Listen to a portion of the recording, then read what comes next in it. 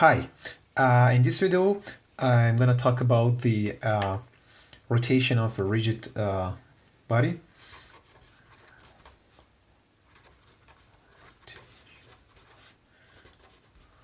Rigid object. There are several ways to represent rotation. We could have a rotation matrix.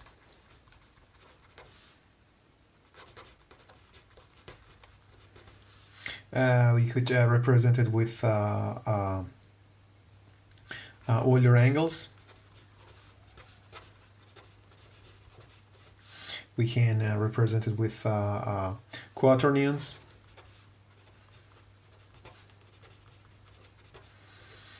Or we could represent it with angle axis.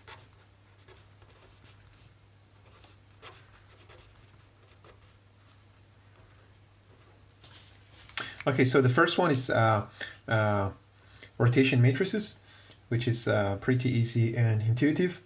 But before we start, let's review some stuff. Okay, we all the time you're using your right hand notation. And what does the right hand notation says? It says Z is along the thumb, X is the index finger, and the Y is along the middle finger. And if you put your thumbs in the direction of the vector, the positive rotation is this way. Okay, so let us start with rotation matrix. Let's say we have a rigid object and we want to rotate it with we could rotate along x-axis, y-axis, and z-axis.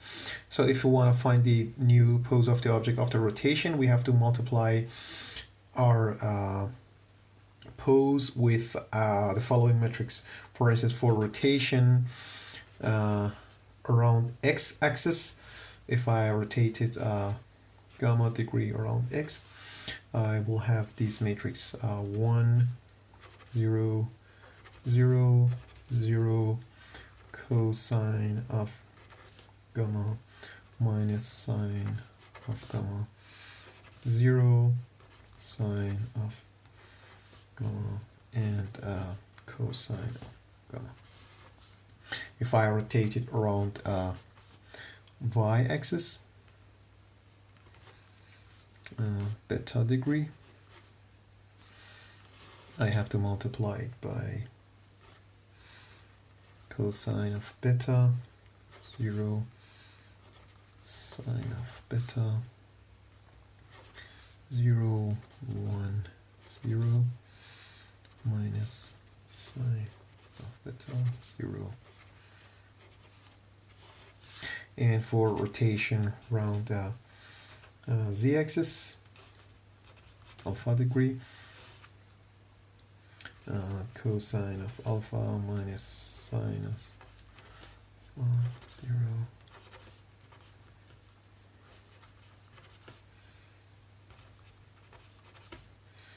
and 0, 0.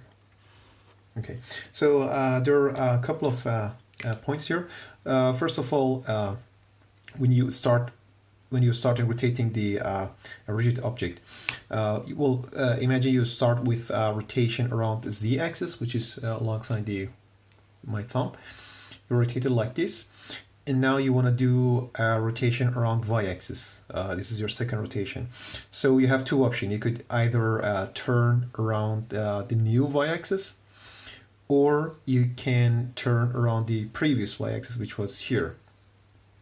So depending on which one you choose, you have two options.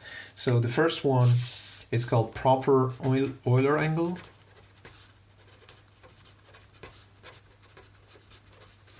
That means you start with rotation around x or y or z, and then you do the second rotation in the new frame. Or you could stick to the original frame and do your rotation along the first frame that you had. And this is called Tate Bryan. It's the name of the two person who work on that. Tate Bryan. rotation. So and basically you can do it in any order. There's no specific order. You could start from any order. If you do the proper Euler angle rotation, so you start with, for instance, with X, then you will rotate around Y, and now you have to rotate again. You rotate around the X-axis. It always, these two are same. So you could also X, you could have also X, Z, X. So in total you have 6 options here. Y, Z, Y, Y, X, Y, and so on. If you follow the Drake-Bryan notation and rotate for rotation, then you should always stick to your first frame. So you could have X, Y, Z, or you could have, I don't know, Z, X, Y. Again, here you have 6 different cases. The case that I always, the convention that I always follow is first of all rotate around Z, then around Y, and then around X. And so I have yaw, pitch, and roll. And the reason is if I want to find the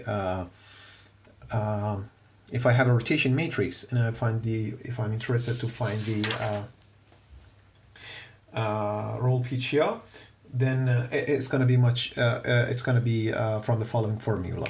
So let me just write it down. If I do a rotation and I follow the Drake-Bryan alpha, beta, and gamma, and as I said,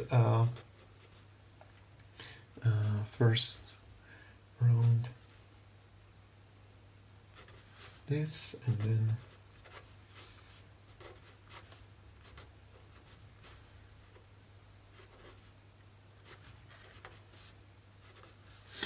okay, so if you multiply these 3 matrices that I wrote earlier, you would have you will get a matrix like this: cosine alpha, cosine beta, cosine alpha, sine beta, sine gamma, minus sine alpha, cosine gamma, and cosine alpha, sine beta, cosine gamma, plus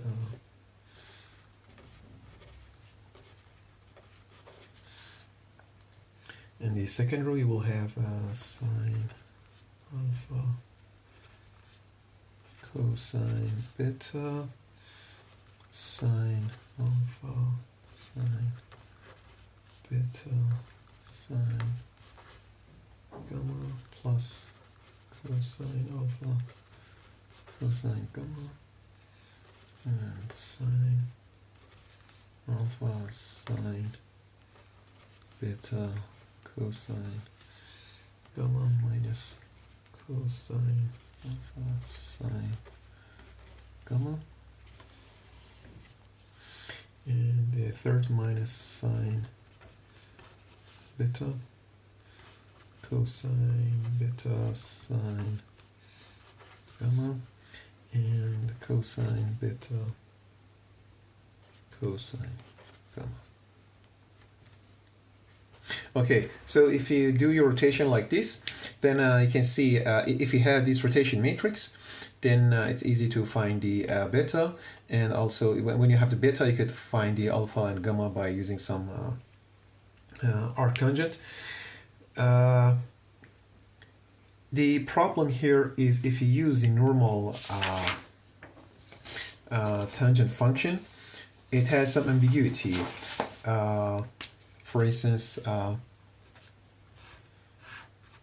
you know, for the normal arctangent, the range is minus pi over 2 to pi over 2, so you're only here. So you know, if you're here, let's say if you're in minus x is minus 1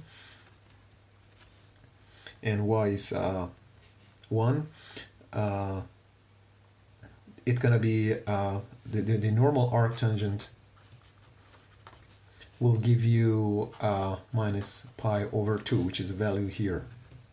But you actually here, or it could be also the case for here. If you here, which both of the x and y are minus, like minus 1, it's gonna give you pi over 2, which is wrong because you were here. So it has some ambiguity. So instead of that, we use the ATN2. It's a function based on the arctangent, which has some extra constraint. Well, it says it's just use the arctangent, but it says if x is minus and y is plus, means if you're here, if first is minus 1 and 1, then it's gonna be pi over 2, pi plus arctangent, because arctangent will give you here pi minus pi over 2, and if you add the pi, you will be correctly in this place. If both of them are negative, it says okay, the arctangent will give you this, but it says our ATN2, it give you it says subtract the result minus pi, which actually moves you to here, which is a correct position, and the rest is like the normal arctangent. Beside it's on the boundaries where there's arctangent is not defined, like here and here. So basically it has just some more constraint to actually exactly locate you where are you located, and this. So based on this, as I said, you can and using ATN2 you can find the alpha, beta, and gamma. Okay, so your alpha gonna be ATN2 R21 and R11, which is this is R11, R12. Beta gonna be ATN2 of minus R31 and R32 power 2 plus R33 power 2, and the gamma gonna be ATN2 R32 and R33. So if you I mean, that's what I said, always use the XYZ rotation, because I could get this matrix, and if I want to go back, I could easily get this. Or you could, it's up to you. You could also follow the proper Euler angle rotation, but then you have to know these first and this, the third element always the same. Okay, that was about the rotation matrices. Well, one drawback, as you saw, it's the side here, it's 3x3, so it has 9 elements, and for some multiplication you have to do a lot of operations. And also another drawback is gimbal lock. It means if when you're rotating around the first axis, if you imagine you rotate around the first axis, then 0 for the second axis, then 2 axes gonna be aligned. It's gonna be the third axis and the first axis gonna compensate each other, and you're gonna have a rotation like this, which means you're losing one dimension, which is called gimbal lock. You can look it up in the wiki for the visualization. And well, some obvious properties are R inverse is RT. If you get the transpose, you get the rotation matrices, and its rotation is closed under the multiplication operation. Means if you multiply two rotation matrix, is always a valid rotation matrix. Okay, so the things I like to talk about is something called axis angles, or Rodrigues. It's the name of the guy who worked on this problem. It says, imagine you have a unit vector v and a vector called p, and you're interested to rotate p around this vector by theta degree or by phi degree, and you like to know what would be the p after the rotation. So this is a unit vector and this is arbitrary vector. Okay, so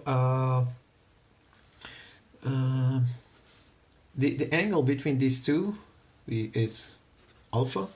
So the cosine of alpha gonna be before doing projection, to make the to rotation easier, we project this vector p over the v, and or maybe I should call this u, stick to the convention. Okay, I'll call this u, and a vector v which is perpendicular to the u, and it's also a unit vector. So to make the rotation easier, I will project p on u and v, and then I will rotate it. The advantage is the element of the vector which is aligned in the u during the rotation has no changes, and only we have some changes for the projection of p over v. Okay, let's first find the projection of p over u. So cosine of alpha is the magnitude of projection of p over u.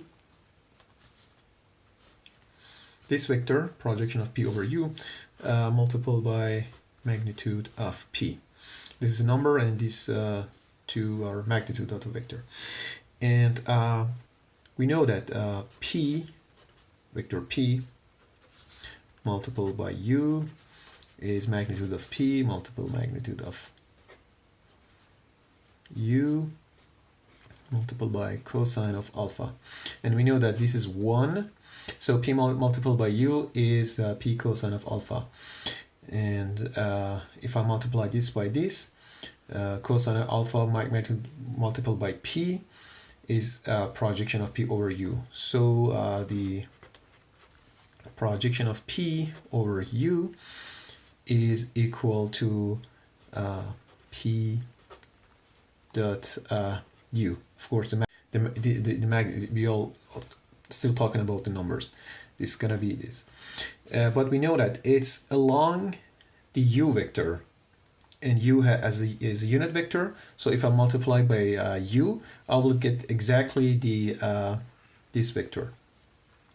So this time projection of p over u, this is a vector now. It's p dot u, which is a number, multiplied by u.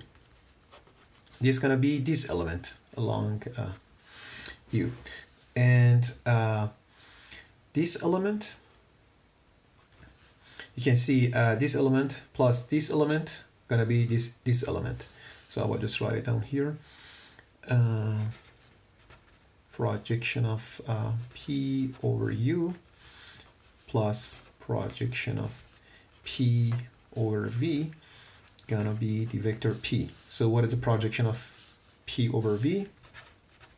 Subtraction of these two, projection of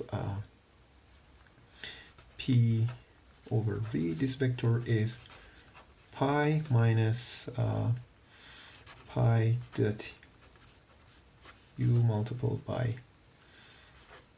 u. Okay, so now I will define a third vector, w, which is a cross product of u and v and is perpendicular to both of them. So this is going to be w. If I look it from the side, such that that's my v, that's my w. The u gonna be perpendicular to this plane, inward the plane. sorry, u multiplied by w is equal to u multiplied by v, cross product. Okay, so now this vector projection of p over v is located, and this is laid down in the v, and we rotate it theta degree. That's what we were looking for. So it's located here, and we turn it like this. So it's gonna be somewhere around here. Okay, so again we find the shadow of the this vector over v and w. What is the along this axis is going to be the cosine of theta, and along this axis is going to be the sine of theta multiplied by w. So let's first find the magnitude. The magnitude along this axis here gonna be p minus u multiplied by p that u magnitude multiplied by cosine of theta. It's gonna be the magnitude of this vector, and this is in the direction of the v. So if we multiply it by, and v is a unit vector, if we multiply it by v, we get the vector. But as I said, v is a unit vector, and if you p minus u dot p dot u is actually in this direction. It's a vector. So if I multiply by this again, I will get the this vector. So I will get p minus u dot p dot u cosine of theta. Okay, so this vector gonna be this, and we're looking for now this element. So this gonna be again similar. First, let's find the magnitude. The magnitude is the magnitude of this vector multiplied by a sine of theta, p minus u dot p dot u sine of theta multiplied by w, which is actually u multiplied by cross product by v. Okay, and we know that this is the magnitude of the vector. If I multiply this by this, I know that the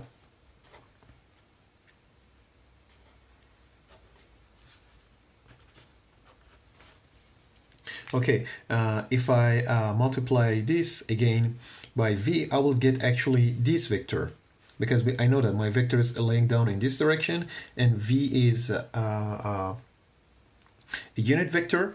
So and this is a value, this is a magnitude of the vector. So a vector which is located exactly in this direction, if you multiply it by v, you will get the same vector,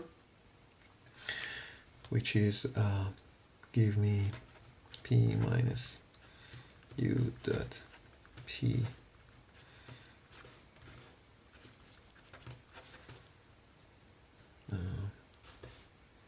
this vector multiple by u.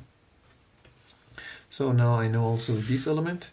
So now I have to add this plus this, because I decompose my vector in two vector, this, and then this, which I turn it, and then I decompose it into this two. So if I sum it up all, I will have sine of theta p minus u dot p dot u cross product by v plus cosine of theta p minus u dot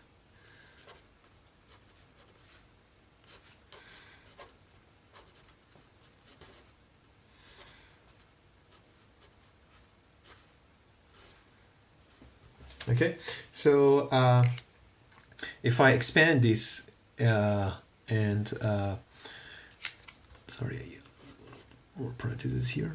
So if I expand this and simplify this, you will see that here I can factorize this parameter u p dot u, and the cross product every vector by itself is 0, so I could also get rid of this term u here. So it's gonna be, okay, I will write it down like this: cosine of theta multiple by p plus I factorize this term u dot p dot u. If I factorize this term, it gives me I minus cosine of theta, and here I have sine of theta p multiple by u. If you look it up in the wiki, this is the final rotation equation. If you look at the wiki, the Wikipedia page, they use v and k as a unit vector and v as a vector that you want to rotate. So just replace p and u with v and k, and you will get exactly the same formula in the wiki page. The next thing that you could use for representing a rotation is quaternions.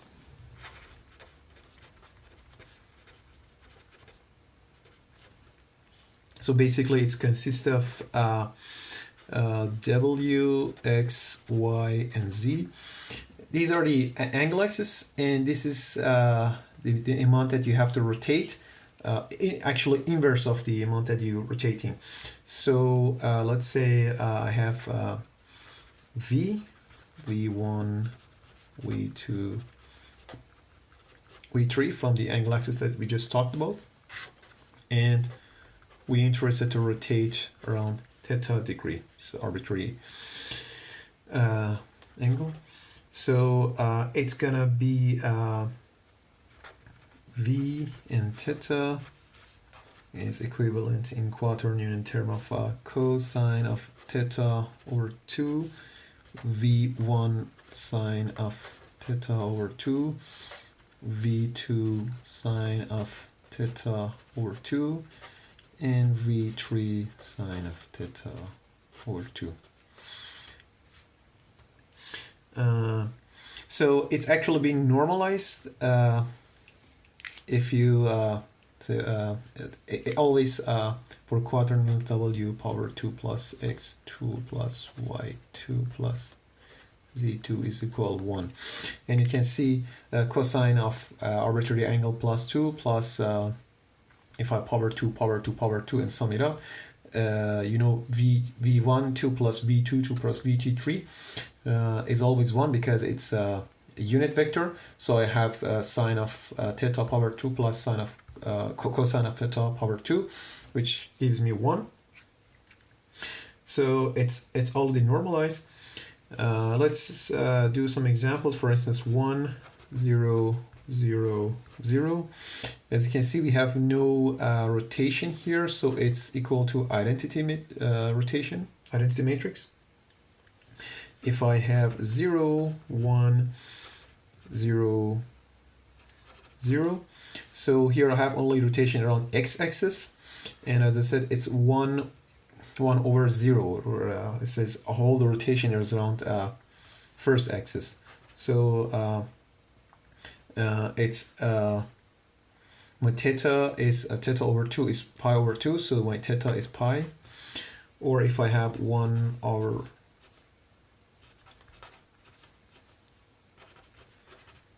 Or if I have this one over second root of 2, I have 45-degree rotation.